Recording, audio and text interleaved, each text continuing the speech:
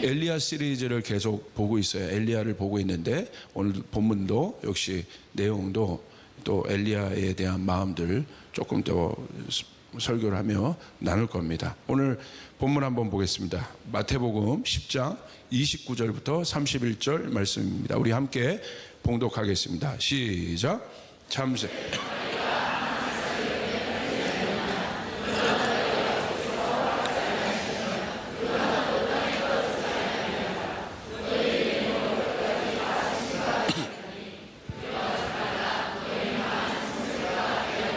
우리 공감과 헤아림에 대해서 좀 제가 나눌까 합니다. 공감 그리고 헤아림에 대해서. 여러분, 인간관계에서 가장 중요한 게 뭘까요, 여러분? 결국 여러분이 인생을 사시면서 아마 제일 중요하다고 여기는 것이 관계 아닐까요? 전 그렇게 생각해요. 혼자 사는 세상이 아니지 않습니까?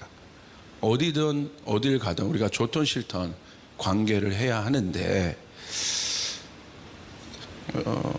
그 인간관계에서 가장 중요한 게 저는 뭐라고 생각하냐면 상대방의 마음을 아는 것이라고 생각합니다. 다른 말로 표현하면 공감이라고 말할 수 있습니다.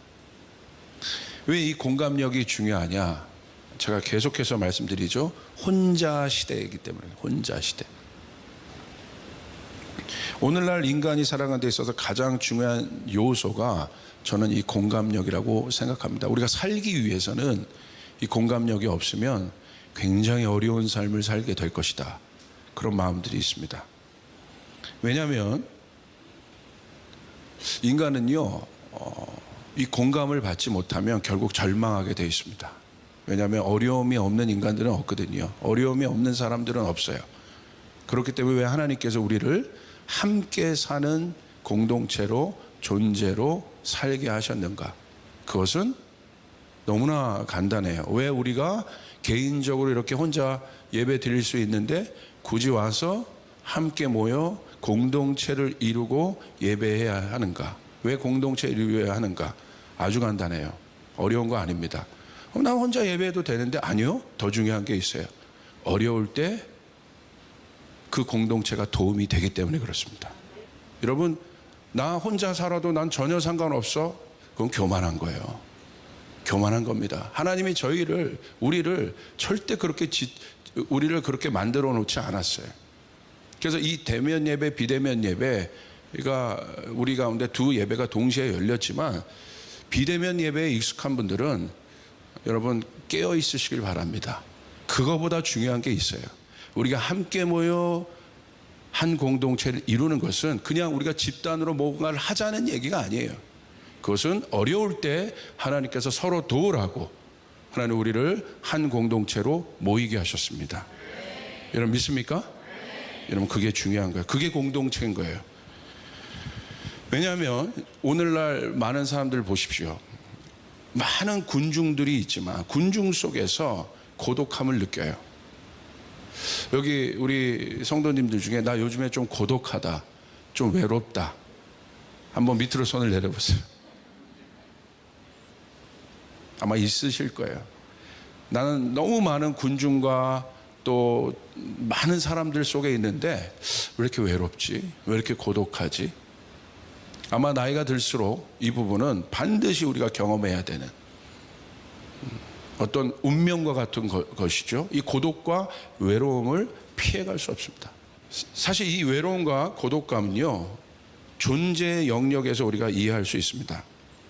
원래 사람의 본질은 하나님의 형상으로 함께 있어야 하는 존재로 지음을 받았습니다. 그래서 하나님이 사람을 만드시고 남자와 여자를 창조하셨다고 말씀드렸습니다. 하나님의 본질이 삼위일체로 공동체적 하나로 존재하시는 것처럼 하나님을 닮은 사람도 그와 같습니다. 바로 그 하나됨이 사람을 가장 사람답게 하는 요소가 돼요. 우리가 언제 사람답다, 우리가 사람다움, 여기서 이 사람다움이라는 것은 하나님의 형상의 온전한 모습을 말하는 거예요. 그러니까 사람다움이라는 건 뭐냐면 이 사람다움이 우리 안에 회복되지 않으면 짐승처럼 살아가는 거예요. 동물이랑 별반 다를 것이 없어요. 하나님의 영이 없는 혼적인 생물들이랑 별반 다를 것이 없어요. 하나님의 영이 있다는 것은 우리가 사람다움이라는 거예요. 사람다워졌다는 거예요. 여러분 믿습니까? 사람답지 못한 사람들 얼마나 많습니까? 그 사람다움은 뭐냐? 바로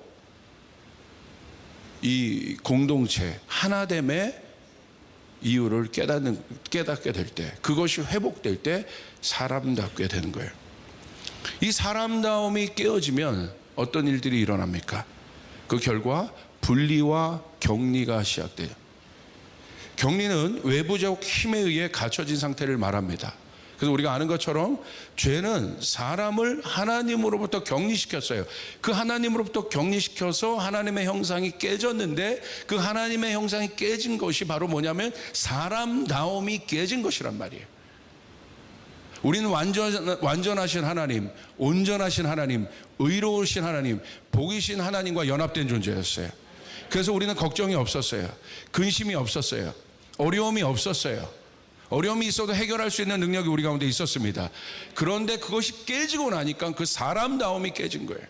여러분 잘 생각해 보세요. 인간의, 우리 사람에게 있어서 제일 중요한 게 뭐겠어요?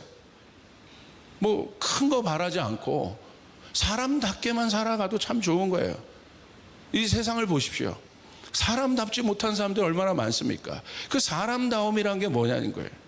돈 벌고 출세하고 성공해도 그 의미가 없어요. 그러면서 그렇게 했는데 사람답지 못해봐요.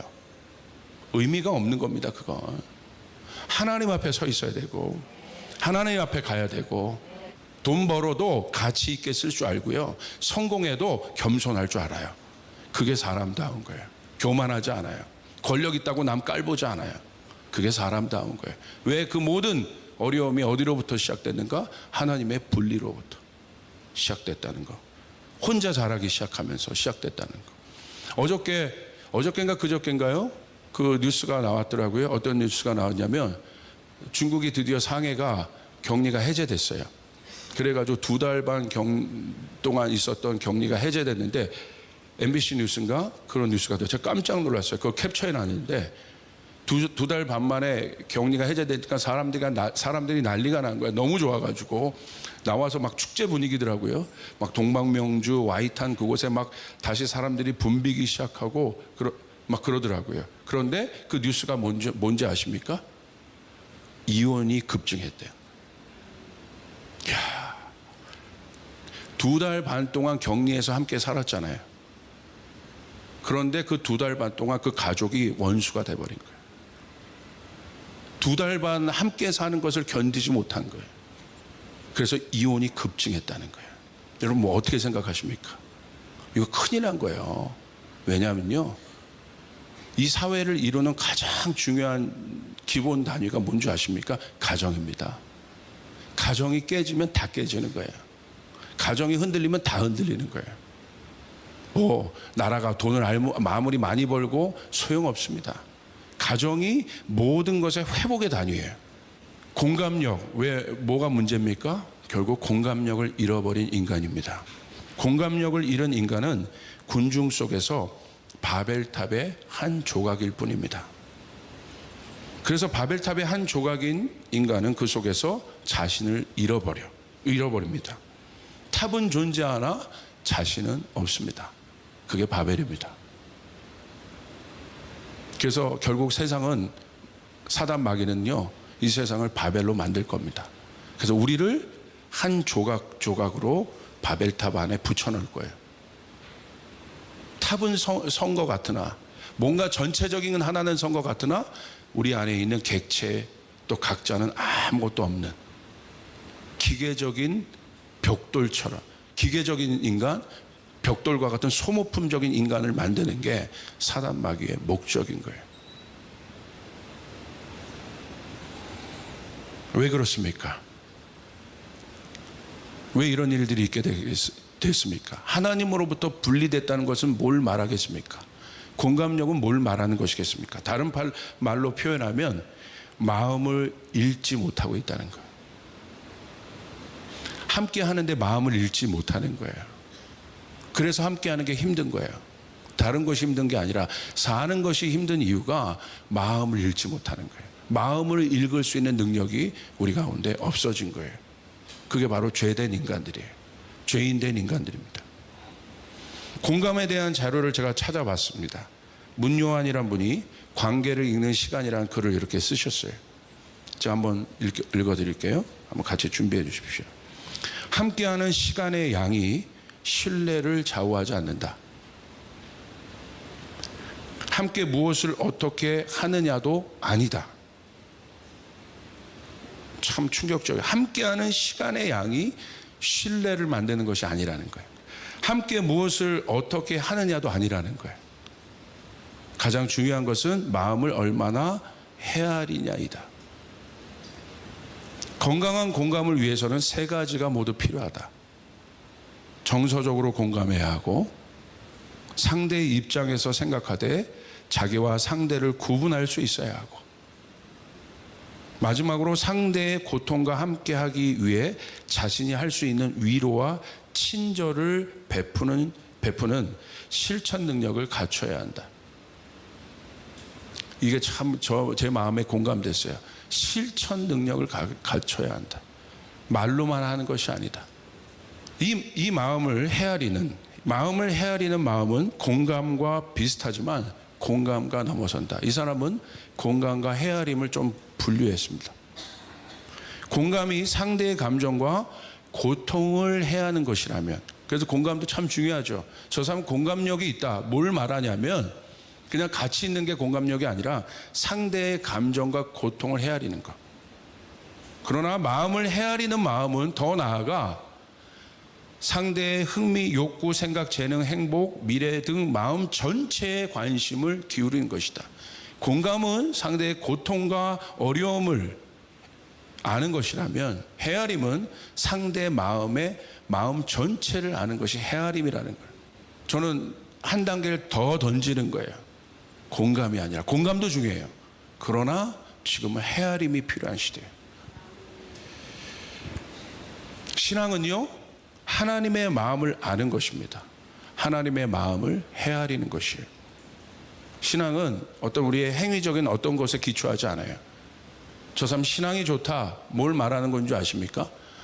하나님 마음을 잘 헤아리고 있구나, 하나님 마음을 잘 알고 있구나, 그 사람이 신앙이 좋은 거예요. 동의하십니까? 물론 양의 관계도 필요하지만 이 양의 관계를 더 넘어서 우리가 생각해야 되는 것은 무엇입니까? 하나님의 마음을 공감하느냐의 문제라는 거예요.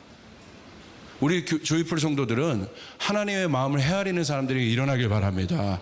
하나님의 마음을 아는 자들이 일어나길 바랍니다. 더 나아가서 말하지 않는 아버지의 속마음을 헤아리는 사람들이 일어나야 돼요. 하나님이 말하는 것도 순종하고 우리가 반응해야겠지만, 더 나아가서 제가 요즘에 sonship에 대해서 계속 강조하잖아요. 성숙한 아들됨에 대해서 강조하잖아요. 성숙한 자녀됨에 대해서 얘기하잖아요. 그냥 아들, 그냥 자녀가 아니라 성숙한 자녀, 성숙한 성도는 뭐냐? 말하지 않아도 그 마음을 헤아릴 수 있는 거, 그 마음을 오해하지 않을 수 있는 거. 그게 예수님이십니다. 놀라운 사실은요, 하나님이 기뻐하시는 때가 있습니다. 다른 말로 하면 하나님도 이해받으실 때가 있습니다. 감히 이렇게 제가 말합니다. 이해를 해주시는 하나님이요, 이해받으실 때가 있어요.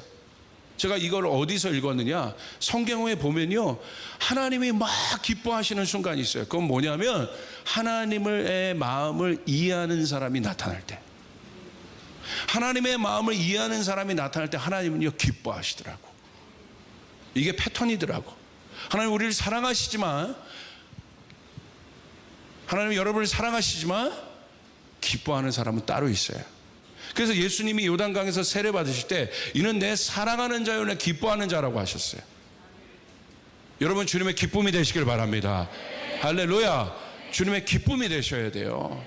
한 단계 더 나가야 된다는 거예요. 여러분, 우리는 하나님을 기쁘시게 하는 교회가 돼야 돼. 기쁘시게 하는 성도가 돼야 돼. 우리 하나님을 사랑하지만 하나님을 기쁘시게 할 때, 그건 뭐예요? 하나님의 마음이 이해될 때, 하나님의 마음이 아는 사람이 나타날 때 하나님은 기뻐하시더라고요. 그게 예수님입니다. 예수님은 하나님의 마음을 알았어요. 그래서 하나님은 마음 안에 있는 이 인간을 향한 그 죄의 문제 누가 해결할고, 예수님 그래서 오신 거예요. 강제로 오신 것이 아닙니다. 자발적으로 예수님이 오셔서 그 십자가를 지시고 완성하신 것입니다. 예수님이 그것을 하실 때 여러분, 예수님이 항상 기도는 어떤 것이에요? 내 뜻이 아니라 아버지의 뜻대로 되길 원합니다. 할렐루야. 얼마나 성숙한 아들입니까? 하나님 침묵하십니다. 대답 안 하세요. 아버지, 이 자는 어떻게 합니까? 대답 안 하세요. 어떻게 대답하겠어요? 예수님이 알아서 하나님의 마음을 이해하는 거예요. 그게 예수님이에요. 그게 선십이에요. 그게 아들됨이에요. 그게 진정한 자녀들이에요. 여러분, 그게 바로 하나님이 그 사람을 찾고 계십니다. 사도행전 13장 22절 23절 우리 함께 보시겠습니다. 시작. 패하시고 다윗을 왕으로 세우시고 증언하여 이르시되 내가 이새의 아들 다윗을 만나니 내 마음에 맞는 사람이라 내 뜻을 다 이루리라 하시더니, 하나님이 약속하신 대로 이 사람의 후손에서 이스라엘을 위하여 구주를 세우셨으니 곧 예수라. 할렐루야. 이새의 아들 다윗을 만나 내 마음에 맞는 사람이라 내 뜻을 다 이루리라. 바로 다윗을 보며 하나님이 기뻐하셨습니다. 왜? 내 마음을 헤아린다. 하나님의 사명을 받는 자는 많은데 다윗처럼 이런 칭찬을 받은 사람은 다윗밖에 없습니다. 내 마음에 맞는다. 와. 그러면 그 마음에 합하니까 다윗이 좀 부족해도 하나님 어떻게 합니까? 다 주잖아. 그게 은총이에요. 다윗이 가는 곳마다 승리하게 하시느니라, 이기게 하시느니라. 기뻐하는 자, 사랑하는 자도 하나님 아끼시지만 기뻐하는 자는 특별히 더 아끼는 자, 특별한 은총이 있는 존재라는 거예요. 하나님의 은총 받는 방법은 간단해요. 기쁨이 되어드리게 되는 거예요. 기쁨이 되어드린 것은 아버지의 마음을 헤아려 드리는 거예요. 헨리 나우엔이 그런 얘기를 했습니다. 이제는 고독에서 독거로 가야 한다. 결국 인간은 외로움을 느낀다. 고독을 느낄 수밖에 없는 존재이다. 그런데 그 고독과 외로움의 장소에서 이제는 독거의 장소로 가라. 그 독거의 장소는 어떤 장소입니까? 하나님과 친밀하게 만나는 장소. 하나님의 마음을 기쁘게 하고 하나님의 마음을 헤아리는 그 장소, 비밀의 장소로 들어가라. 여러분, 그 장소로 가시길 바랍니다. 할렐루야. 그곳에서 여러분 하나님과 정말 마음 깊은 교제들을 누리시길 바랍니다.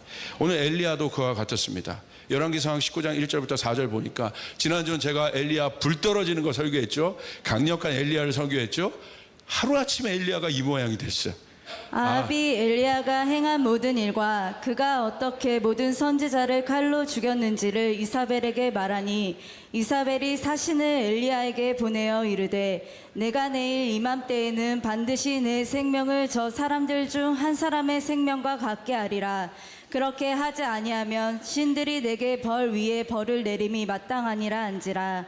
그가 이 형편을 보고 일어나 자기의 생명을 위해 도망하며 유다에 속한 브레세바에 이르러 자신의 사안을 그곳에 머물게 하고, 자기 자신은 광야로 들어가 하룻길쯤 가서 한 로뎀나무 아래에 앉아서 자기가 죽기를 원하여 이르되 여호와여, 넉넉하오니 지금 내 생명을 거두시옵소서. 나는 내 조상들보다 낫지 못하니이다 하고. 아멘. 엘리야가 보세요. 이 어마어마한 엘리야가 하루아침에 이세벨의 위협 때문에 격리되고 있는 거예요. 쫓겨나고 있는 거예요. 광야로 가서 홀로 있습니다. 외롭습니다. 고독의 장소 가운데 있습니다. 여러분, 얼마나 힘들겠습니까? 혹시 여러분도 그런 분들이 있습니까? 정말 외롭고 힘들고 아무도 나를 이해해주는 사람이 없는 것 같고, 내가 하고 있는 모든 일 지금 내가 놔야 될 것 같고 포기해야 될 것 같은 그런 순간 가운데 엘리야와 같은 상황 가운데 있는 분들이 있습니까? 있을 수 있다는 거예요. 근데 엘리야가 이런 정도로 얘기해요. 자기 자신은 광야로 들어가 하룻길쯤 가서 한 로뎀나무의 아래에 앉아서 자기가 죽기를 원하여 이르되 여호와여, 넉넉하오니 지금 내 생명을 거두시옵소서. 지금은요, 증상으로 말하면 우울증에 들어간 거예요. 지금 증상으로 말하면 강박관념에 들어간 거예요. 근데 바로 그때 어떻게 하십니까? 하나님이요, 열왕기상 19장 5절 6절 보세요. 로뎀나무 아래에 누워 자더니 천사가 그를 어루만지며 그에게 이르되 일어나서 먹으라 하는지라. 본즉 머리 밑에 마태 숯불에 구운 떡과 한 병 물이 있더라. 이에 먹고 마시고 다시 누웠더니, 제가 감동한 말씀이 바로 이거예요. 어루만졌다. 하나님의 디테일을 보세요. 그냥 엘리야야 힘들지가 아니라 가서 어루만지며. 하나님 우리를 어루만지시는 분이에요. 할렐루야. 그리고 일어나서 먹으라 얘기하신 거예요. 돌보십니다. 우리를 헤아리십니다. 불받은 엘리야도 하나님이 돌보시고 헤아리십니다. 그러면서 뭘 주십니까? 떡을 주시는데 어디에 구웠어요? 숯불에 구운 떡. 제가 말씀드렸죠. 음식은 뭐다? 고기는 어디에 구워야 된다? 숯불이다. 숯불의 이 디테일한 하나님, 엘리야를 얼마나 사랑하시고 아꼈는지 숯불에 구워서. 하나님의 디테일, 하나님의 헤아림. 여러분 그 하나님을 찬양하시길 바랍니다. 거기서 엘리야가 힘받고 일어납니다. 치유받고 일어납니다. 마태복음 10장 29절 31절 우리 같이 한번 읽고 오늘 말씀 마무리합시다. 시작. 참새 두 마리가 한 아사리온에 팔리지 않느냐? 그러나 너희 아버지께서 허락하지 아니하시면 그 하나도 땅에 떨어지지 아니하리라. 너희에게는 머리털까지 다 세신 바 되었나니 두려워 말라. 너희는 많은 참새보다 귀하니라. 할렐루야. 공중에 나는 참새도 하나님이 허락지 아니하시면 그냥 떨어지는 것이 없다. 하나님은 우리의 머리칼까지도 세신 바 되었다. 이 엄청나게 디테일하신 하나님, 우리를 헤아리시는 하나님, 그 헤아리시는 하나님 우리 아버지십니다. 할렐루야. 그러므로 우리에게 얘기하세요. 두려워 말라. 너희는 많은 참새보다 귀하다. 저 공중에 하찮은 참새도 내 허락 없이는 떨어지는 것이 없는데 하물며 너희일까 보냐. 너희는 저 많은 참새보다 귀하다. 내가 너희를 헤아리고 있다. 내가 너희를 살피고 있다.